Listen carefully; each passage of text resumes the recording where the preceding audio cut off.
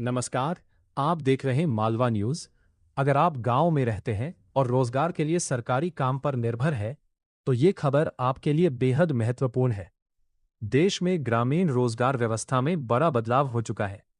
अब पात्र ग्रामीण परिवारों को एक वित्तीय वर्ष में 100 दिन की जगह 125 दिन के मजदूरी रोजगार की कानूनी गारंटी दी गई है। नई व्यवस्था 1 जुलाई 2026 से पूरे देश में लागू हो चुकी है। आखिर किसे मिलेगा 125 दिन का काम? मजदूरी कैसे मिलेगी? काम नहीं मिलने पर क्या अधिकार है? और मध्य प्रदेश के ग्रामीण परिवारों को इसका क्या फायदा होगा? आज की इस खास रिपोर्ट में पूरी जानकारी समझिए। नमस्कार, आप देख रहे हैं मालवा न्यूज। अगर आप हमारे चैनल पर नए हैं तो सब्सक्राइब जरूर करें। चलिए शुरू करते हैं गांव और ग्रामीण परिवारों से जुड़ी इस बड़ी खबर को विस्तार से। ग्रामीण रोजगार व्यवस्था में बड़ा बदलाव। ग्रामीण परिवारों के लिए रोजगार से जुड़ी व्यवस्था में बड़ा बदलाव हुआ है।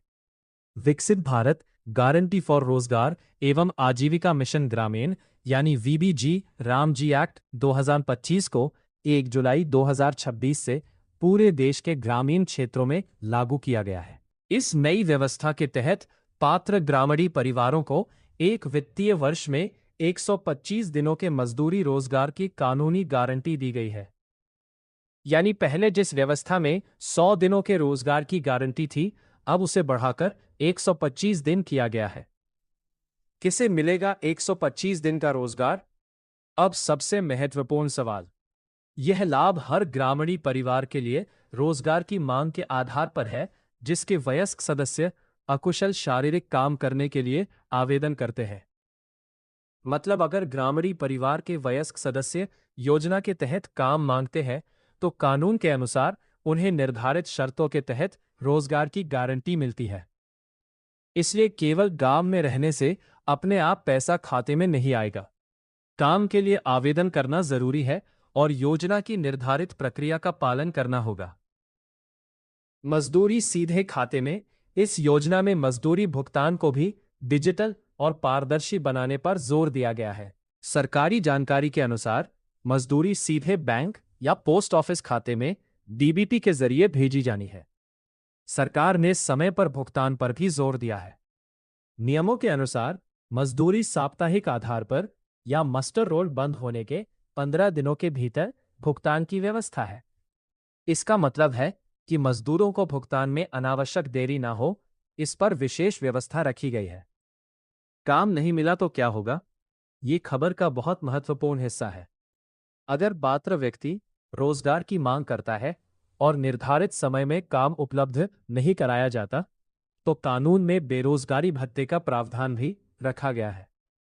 यानी रोजगार की मांग करने वाले पात्र ग्रामीण परिवार के अधिकारों को कानून के तहत सुरक्षित किया गया है। इसलिए अगर कोई व्यक्ति काम मांगता है, तो आवेदन और उससे जुड़े रिकॉर्ड को संभाल कर रखना बहुत जरूरी है। किस तरह के काम होंगे? नई व्यवस्था का उद्देश्य केवल मजदूरी देना नहीं है। इसके तहत गांवों में ऐसे कामों पर भी जोर दिया जा रहा है जिनसे लंबे समय तक ग्रामीण क्षेत्र को फायदा मिले।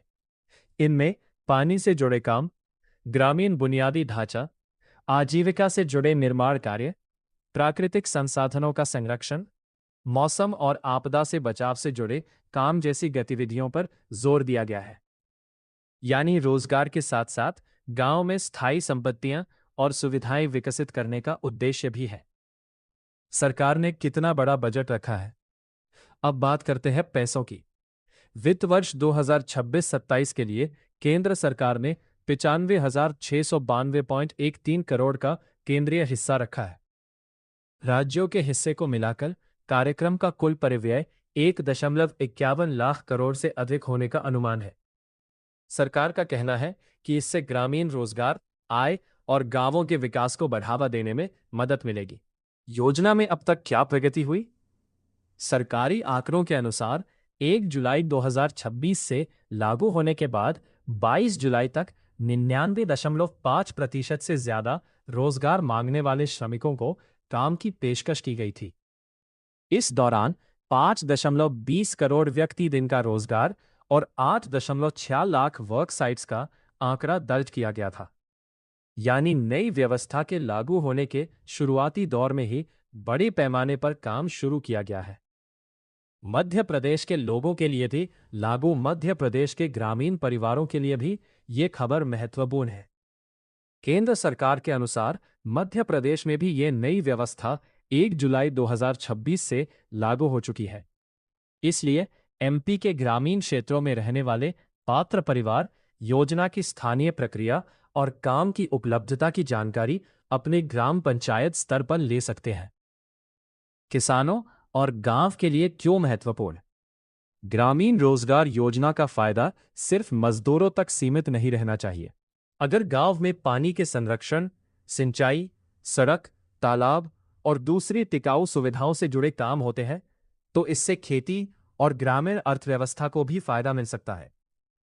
बारिश के पानी को रोकने, जल संरक्षण और ग्रामीण बुनियादी ढांचे से जुड़े काम लंबे समय में किसानों के लिए भी उपयोगी हो सकते हैं। ग्रामीण परिवार इन बातों का ध्यान रखें अगर आप योजना के तहत रोजगार चाहते हैं तो। पहली बात, अपना जॉब कार्ड और संबंधित रिकॉर्ड सुरक्षित रखें। दूसरी बात, काम मांगने की प्रक्रिया ग्राम पंचायत या संबंधित अधिकृत माध्यम से पूरी करें। तीसरी बात, काम मिलने के बाद उपस्थिति और मस्टर रोल से जुड़ी जानकारी पर नजर रखें। चौथी बात, बैंक खाते की जानकारी सही रखें। पांचवी बात, किसी बिचौलिए को ओटीपी, एटीएम पिन या बैंक पासवर्ड न दें।